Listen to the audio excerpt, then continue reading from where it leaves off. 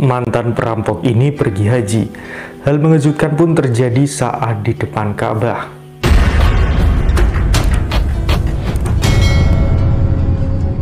Undangan Allah Subhanahu wa Ta'ala untuk datang ke Baitullah memang tidak pandang bulu. Orang-orang yang dipandang masyarakat sebagai manusia jahat pun mendapat undangan ke tanah suci. Mulai dari PSK hingga perampok, mereka pun tergerak hatinya ke tanah suci. Semua ini adalah atas kehendak Allah Subhanahu wa Ta'ala. Nah sobat, kali ini kita ada kisah menarik tentang seorang mantan perampok yang naik haji. Kejadian mengejutkan pun terjadi di depan Ka'bah. Kejadian apakah itu? Tonton video ini sampai selesai ya sobat, supaya tidak gagal paham. Oh iya, perlu diketahui bahwa ini adalah kisah nyata yang sumbernya sudah kita cantumkan di deskripsi ya. Hanya saja kisah ini kita tulis ulang supaya mudah dipahami, jadi kisahnya tidak sama persis dengan yang ada di sumber, namun intinya sama. Langsung saja berikut kisah selengkapnya.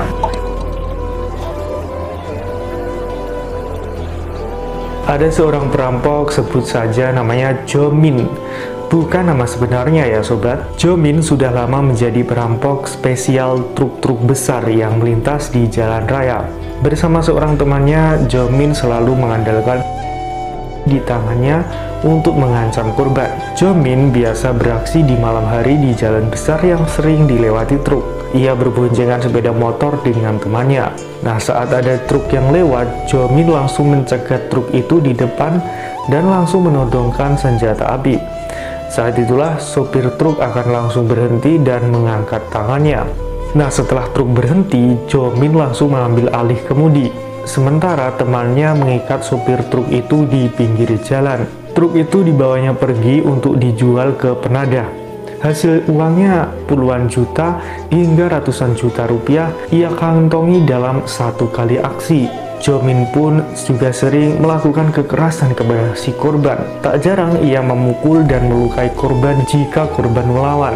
Namun nasib tidak ada yang tahu. Jomin yang dulunya perampok sekarang telah berdiri di depan Ka'bah melakukan ibadah haji di tanah suci. Bagaimana bisa si Jomin ini berangkat haji sedangkan dirinya dulu pernah jadi perampok? Apa yang menyebabkan si perampok ini berubah? Seperti yang sudah diketahui bahwa uang dari hasil pekerjaan haram pasti tidak berkah. Uang itu bukannya mendatangkan kekayaan atau ketenangan hati, malah mendatangkan musibah. Nah, uang yang didapat Jomin dari hasil merampok ini awalnya memang membuatnya kaya, tapi kok tiba-tiba uang itu habis tak tersisa, seperti hilang begitu saja. Nah, setelah kehabisan uang, si Jomin pun merampok lagi. Begitulah kejadian itu terus berulang. Akhirnya Jomin bosan dengan kehidupannya yang penuh dosa dan uang haram itu. Hatinya selalu gelisah, emosinya labil dan tak pernah merasakan tenang. Setelah melewati semua itu, Jomin pun memutuskan untuk bertaubat. Ia menyedekahkan semua harta tinggalan dari hasilnya merampok. Ia mulai dari nol lagi kehidupannya. Ia mencari pekerjaan yang halal.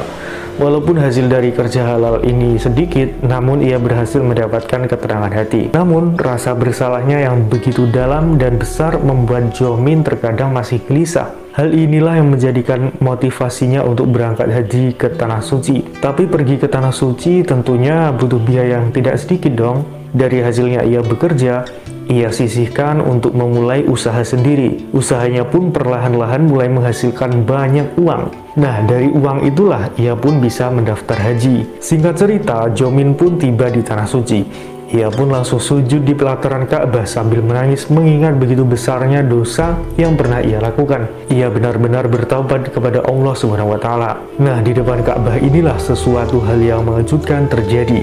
Kejadian apa itu? Tonton video ini sampai selesai ya sobat, supaya tahu jawaban selengkapnya. Bardi Syafi'i, 53 tahun, sudah lama memendam niat untuk menunaikan ibadah haji. Bersama sang istri Rumiati, 49 tahun, sejak tahun 1985, ia membulatkan tekad berangkat ke Tanah Suci. Untuk itu, keduanya bekerja keras dan menyisihkan uang khusus. Bardi membuka lapak jualan koran dan rokok di Mangkubumi, Yogyakarta. Ia pun menyisihkan Rp500 hingga Rp1.000 di tahun haji. Ia membuka lapak dari pagi sampai malam hari. Bardi pun membedakan uang yang ditabung untuk haji dan nafkah keluarga. Ia juga ingat untuk membiayai sekolah dua anaknya. Adapun istrinya, Rumiati, membuka warung lotek di Jalan Mangkubumi untuk menambah tabungan pergi haji. Kerja keras pasangan itu tak selamanya mendapati dukungan dari teman-temannya. Bardi pun sempat ditertawakan temannya saat ditanya uangnya buat apa. Terus Bardi menjawab, buat haji. Mendengar jawaban itu, teman-temannya itu pun tertawa. Mereka seolah tak percaya kalau Bardi bisa naik haji. Namun tertawaan itu malah menjadi pelecut semangat Bardi. Untuk menambah uang tabungannya, mulai dari 2001, Bardi menjadi tukang parkir di kawasan Jalan Mangkubumi, Kota Yogyakarta. Dari usaha itu, ia bisa mendapatkan penghasilan sekitar 75.000 per hari. Setiap usai menjaga parkir, ia bisa menabung 5.000 sampai 10.000 untuk haji. Ia tidak nabung di bank, tapi ia menabung di rumah menggunakan kaleng. Bardi menegaskan niat pergi haji memang harus dijaga benar jika ingin pergi haji.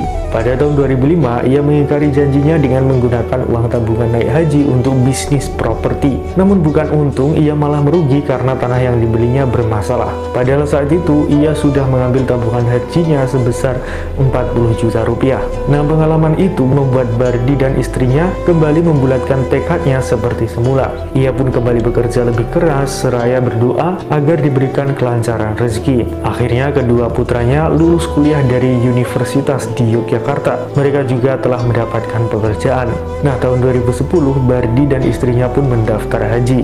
Dan pada tahun 2016 mereka pun naik haji.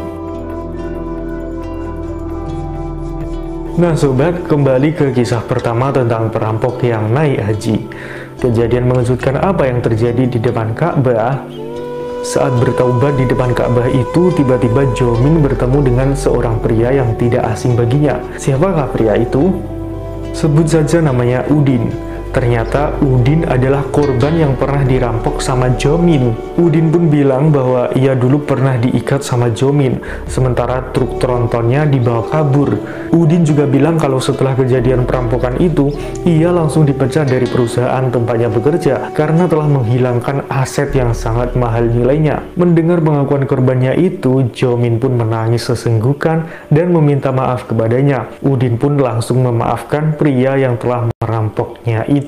Air mata bercucuran dari kedua orang tersebut yang tidak menyangka akan dipertemukan di depan Ka'bah. Kalau bukan karena Allah Subhanahu wa Ta'ala, tentu saja pertemuan sang mantan perampok dan mantan supir yang menjadi korban tersebut tidak akan terjadi.